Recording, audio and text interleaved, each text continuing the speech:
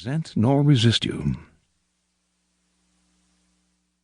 To some people, the notion of consciously playing power games, no matter how indirect, seems evil, asocial, a relic of the past.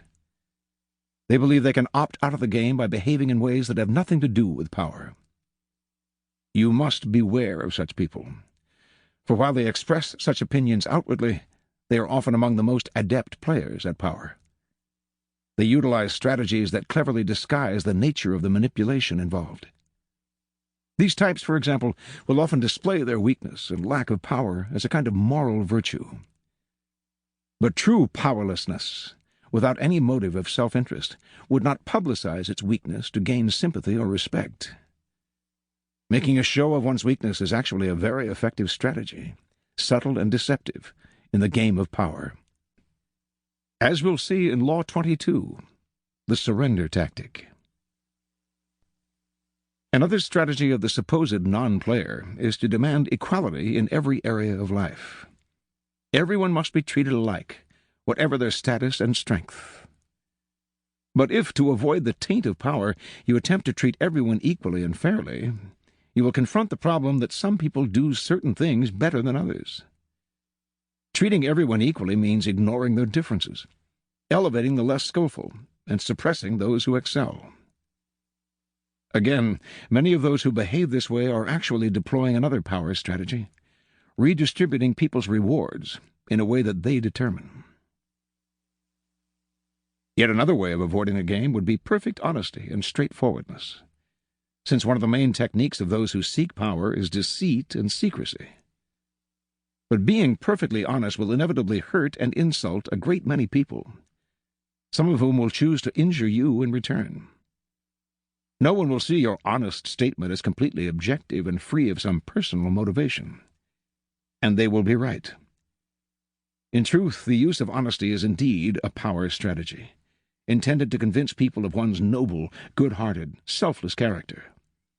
It is a form of persuasion, even a subtle form of coercion. Finally, those who claim to be non-players may affect an air of naivete to protect them from the accusation that they are after power. Beware again, however, for the appearance of naivete can be an effective means of deceit. As you'll see in Law 21, seem dumber than your mark. And even genuine naivete is not free of the snares of power. Children may be naive in many ways, but they often act from an elemental need to gain control over those around them. Children suffer greatly from feeling powerless in the adult world, and they use any means available to get their way. Genuinely innocent people may still be playing for power, and are often horribly effective at the game, since they are not hindered by reflection. Once again, those who make a show or display of innocence are the least innocent of all. You can recognize these supposed non-players by the way they flaunt their moral qualities, their piety, their exquisite sense of justice. But since all of us hunger for power, and almost all of our actions are aimed at gaining it, the non-players are merely throwing dust in our eyes, distracting us from their power plays with their air of moral superiority. If you observe them closely, you will see, in fact, that they are often the ones most skillful at indirect manipulation, even if some of them practice it unconsciously. And they greatly resent any publicizing of the tactics they use every day. If the world is like a giant scheming court, and we are trapped inside it, there is no use in trying to opt out of the game. That will only render you powerless, and powerlessness will make you miserable.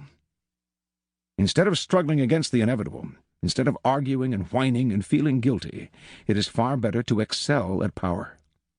In fact, the better you are at dealing with power, the better friend, lover, husband, wife, and person you become.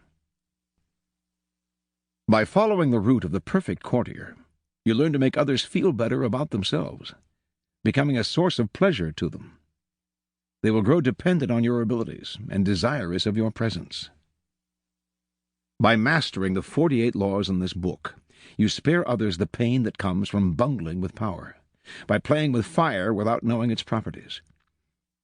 If the game of power is inescapable, better to be an artist than a denier or a bungler.